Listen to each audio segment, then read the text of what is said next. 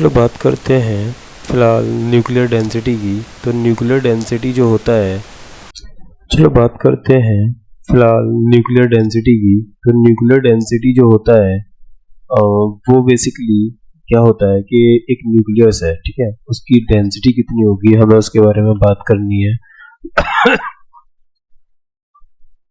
तो average nuclear density जो होती है वो होती है nuclear mass upon nuclear volume, ठीक है। न्यूक्लियस का मास कितना है अपॉन न्यूक्लियस का वॉल्यूम कितना है, ठीक है। तो मैं क्या लिख सकता हूँ, अगर मुझे न्यूक्लियस का मास लिखना हो तो बेसिकली मैं लिखूंगा टोटल नंबर ऑफ न्यूक्लियॉन्स, ठीक है, divided by volume of the means total जो न्यूक्लियस का वॉल्यूम है उसको लिख दूंगा, ठीक है। तो डेंसिटी निकल आएगी। तो देखो मैंने पहले कोशिश करी है न्यूक्लियर मास लिखने की, तो मैंने बोला कि मास of proton into this one atomic mass, ठीक है। तो टोटल एटॉमिक मास क्या होता है, नंबर ऑफ न्यूक्लियॉन्स के बराबर होता है। और नंबर ऑफ न्यूक्लियॉन में मैंने mp मींस एक मास ऑफ प्रोटॉन का मल्टीप्लाई कर दिया, तो क्या टोटल मास निकल आया, बिल्कुल निकल आया। और अगर रेडियस की बात करी जाए तो कैपिटल आर अगर रेडियस है न्यूक्लियस की, तो जो वॉल्यूम हो जाएगा वो हो जाएगा 4/3 पाई आर क्यूब, ठीक है। इसको थोड़ा सिंप्लीफाई कर लेते हैं। मैंने r की वैल्यू जस्ट अभी देखी थी, r equal to R naught A की पावर 1/3, तो मैं यहाँ पर पुट कर देता हूँ। ये हो जाएगा amp upon 4/3 pi into R naught A की पावर 1/3, ठीक है, इसका होल क्यूब। तो जब इसको सिंप्लीफाई करेंगे तो ये बेसिकली आ जाता है 3mp upon 4 pi R naught का होल क्यूब। जब तुम यहाँ पे ये mp मास ऑफ प्रोटॉन और आर नॉट की वैल्यू रख देते हो, जो आर नॉट की वैल्यू थी वो कितनी थी 1.1 इंटू 10 की पावर -15, ये चीज, ठीक है। जब यहाँ पर पुट कर दोगे mp की मास ऑफ प्रोटॉन पुट कर दोगे तो जो डेंसिटी निकलती है वो निकलती है 3 इंटू 10 की पावर 17 kg पर मीटर क्यूब, ठीक है। एक चीज ध्यान देने वाली है कि मैं इस डेंसिटी को देखूं या फिर डेंसिटी के फॉर्मूले की अगर मैं बात करूं तो यहाँ पर ध्यान से देखो जरा, डेंसिटी का फॉर्मूला न तो ए पर डिपेंड कर रहा है और ना ही जेड पर डिपेंड कर रहा है। इट मींस कि जो डेंसिटी ऑल एटम्स की अगर मैं बात करूं तो वो बेसिकली अप्रोक्सीमेटली सेम रहने वाली है, क्योंकि न तो वहां पर ए पर डिपेंड कर रहा है और ना ही ये चीज जेड पर डिपेंड कर रही है, ठीक है। और अब आगे देख लेते हैं, जैसे mass energy equation means according to Einstein ने बोला था कि E इज इक्वल टू क्या होता है बच्चा, mc², ठीक है। यही वो पहला साइंटिस्ट था जिसने बोला कि मास को भी एक एनर्जी की तरह हमें ट्रीट करना चाहिए। और बेसिकली इसमें जो लॉ ऑफ कंजर्वेशन ऑफ मास था और कंजर्वेशन ऑफ एनर्जी था, इनको यूनिफाई किया और एक लॉ में इसको रिप्रेजेंट किया, जो होता है law of conservation of energy. और एक इक्वेशन दी E is equal to mc², this one, ठीक है। ये यूनिफाइड लॉ है बेसिकली कंजर्वेशन ऑफ मास का एंड कंजर्वेशन ऑफ एनर्जी का in the form of energy, ठीक है।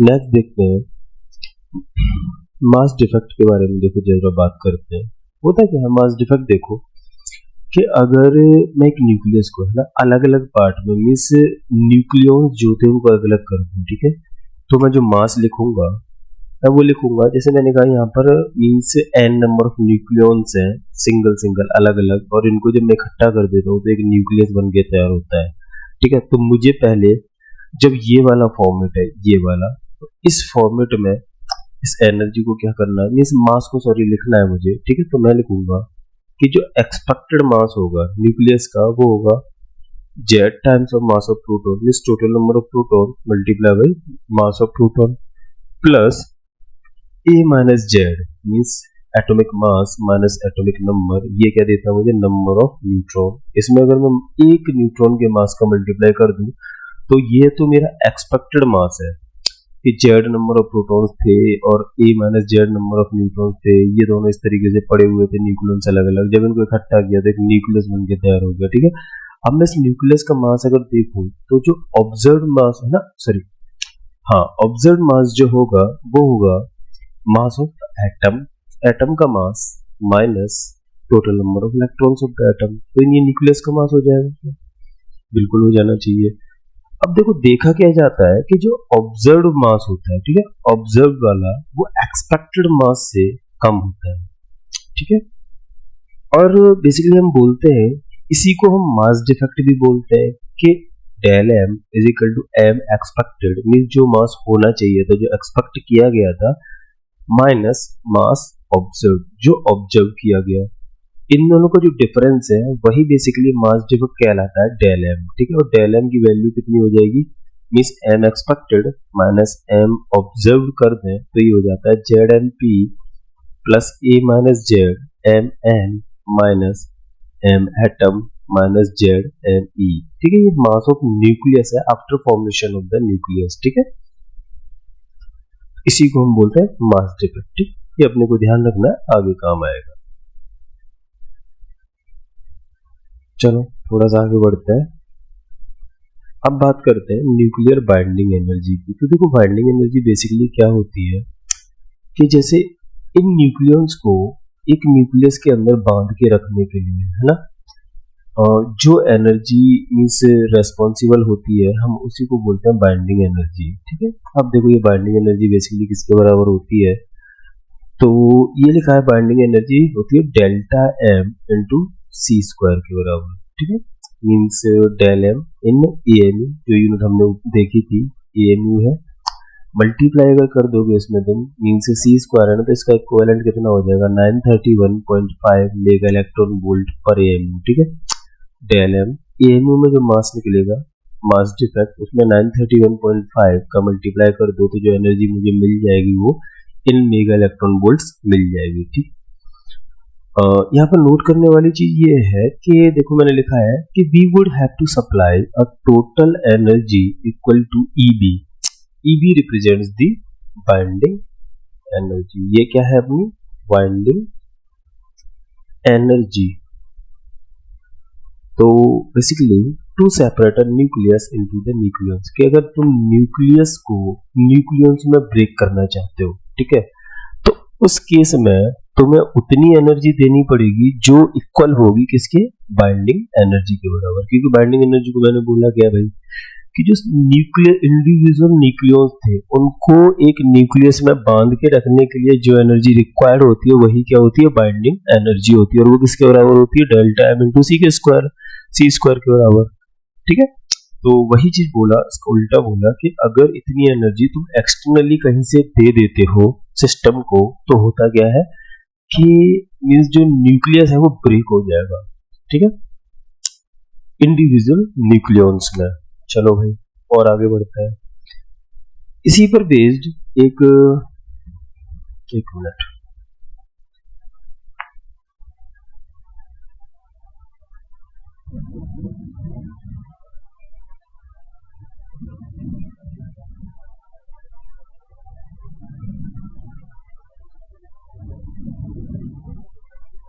चलो बात कर लेते हैं बाइंडिंग एनर्जी पर न्यूक्लियन के बारे में। तो ये क्या होता है, बेसिकली ये एवरेज एनर्जी होती है पर न्यूक्लियंस।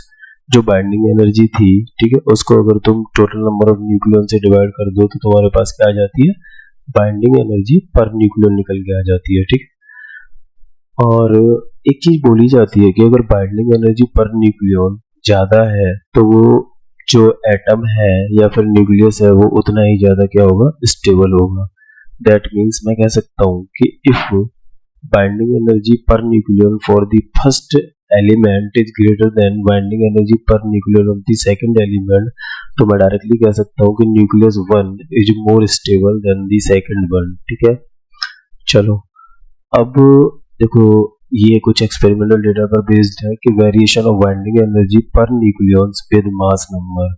जैसे बाइंडिंग एनर्जी पर न्यूक्लियन और मास नंबर के बीच में हम अगर ग्राफ बनाते हैं तो बेसिकली हमें ग्राफ कैसा देखने को मिलता है। ठीक है, तो वो इस तरह का कुछ देखने को मिलता है जहाँ पर बीच में कुछ स्पाइक्स हमें देखने को मिल जाता है। ठीक है, जो यहाँ पर मीन्स नोटिस करने वाली चीजें होती हैं इस ग्राफ में वो ये होती हैं जो मैंने यहाँ पर पॉइंट्स में लिखा है कि पहले पॉइंट की अगर बात करें तो कह रहा है कि for nuclei of middle mass, that is अगर एटॉमिक मास जो तुम्हारा 30 और 170 के बीच में होता है तो वहां पर बाइंडिंग एनर्जी पर न्यूक्लियस जो होती है वो ऑलमोस्ट कांस्टेंट होती है। मींस यहाँ से देखो 30 दिस वन और ये है 170 कह रहा हूँ। तो यहाँ पर जो बाइंडिंग एनर्जी में देखोगे तुम तो बहुत ज्यादा डिक्रीमेंट नहीं देखने को मिल रहा, तुमको बहुत ही कम डिक्रीमेंट देखने को मिल रहा है। ठीक है भाई, तो जैसे यहाँ पर देखो ये डिक्रीमेंट जो है वो बहुत ही कम है, तो यहाँ पर हम कह सकते हैं कि जो ऑलमोस्ट कांस्टेंट रहती है। और जो मैक्सिमम पीक होता है ना, मीन्स ये वाला जो है ना, तो ये बाइंडिंग एनर्जी पर न्यूक्लियन होती है फॉर दी आयरन 56। ठीक है, इसके लिए जो बाइंडिंग एनर्जी होती है वो अप्रोक्सीमेटली 8.8 मेगा इलेक्ट्रॉन के बराबर होती है। और नेक्स्ट पॉइंट देख लेते हैं, थर्ड वन ये वाला, कि for both light nuclei means अगर ए जो है वो लेस देन क्या है 30 है, and heavy nuclei that is a, ये वाला पार्ट ए ग्रेटर देन 170। ठीक है, और यहाँ पर क्या है ए लेस देन 30, ये वाला रीजन। जो बाइंडिंग एनर्जी पर न्यूक्लियन है वो ध्यान से देखोगे तो कम होती है। ठीक है, इस केस में होगा क्या वो थोड़ी देर में बात करते हैं। फिलहाल ये वाला पॉइंट मीन्स बहुत इंपॉर्टेंट है कि अगर medium nuclei are more stable है ना, means binding energy per nucleon अगर ज्यादा है तो स्टेबिलिटी डेफिनेटली क्या होती है, ज्यादा होती है। देखो ये वाला रिलेशन अपने आप में बहुत इंपॉर्टेंट है कि बाइंडिंग एनर्जी पर न्यूक्लियन अगर बढ़ रही है तो स्टेबिलिटी बेसिकली क्या हो रही है, किसी भी एटम की या फिर न्यूक्लियस की इंक्रीज हो रही है। ठीक है, और यहीं से हम कुछ चीजें हमें देखने को मिलती हैं। जैसे अगर मैं पहले वाले की बात करूं कि अगर हैवियर फॉर एग्जांपल जो हैवियर न्यूक्लियाई थे, कौन थे, जो हैवियर न्यूक्लियाई थे वो मोर स्टेबल थे, हैवियर न्यूक्लियाई मोर अनस्टेबल। क्यों थे भाई, क्योंकि जो उनकी बाइंडिंग एनर्जी पर न्यूक्लियन थी वो क्या हो रही थी, डिक्रीज हो जा रही थी। अगर मैं एटॉमिक मास 170 से ऊपर की बात कर रहा था तो वो डिक्रीज हो रही थी।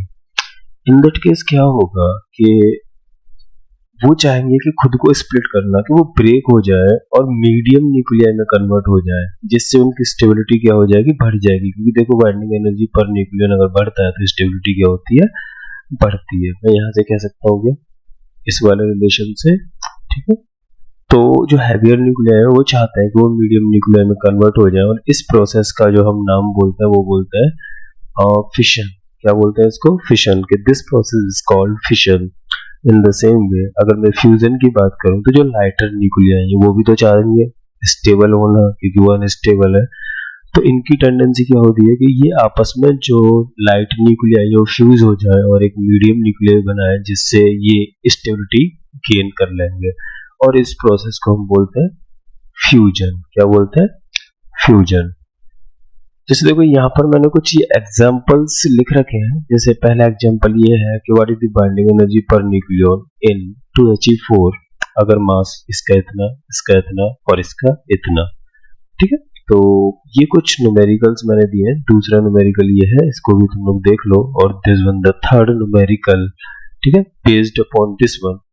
और इसके तीनों के बाद में मींस इनकी वो मैं डिस्कस करता हूँ बाद में, ठीक है, जब क्वेश्चंस के ऊपर वीडियो बनाऊंगा। लेकिन उससे पहले मैं न्यूक्लियर फोर्सेज वगैरह के बारे में नेक्स्ट लेक्चर में बात करूंगा। ठीक है, तो फिलहाल के लिए इस लेक्चर को इतना ही रखते हैं। ठीक है, ओके, थैंक यू।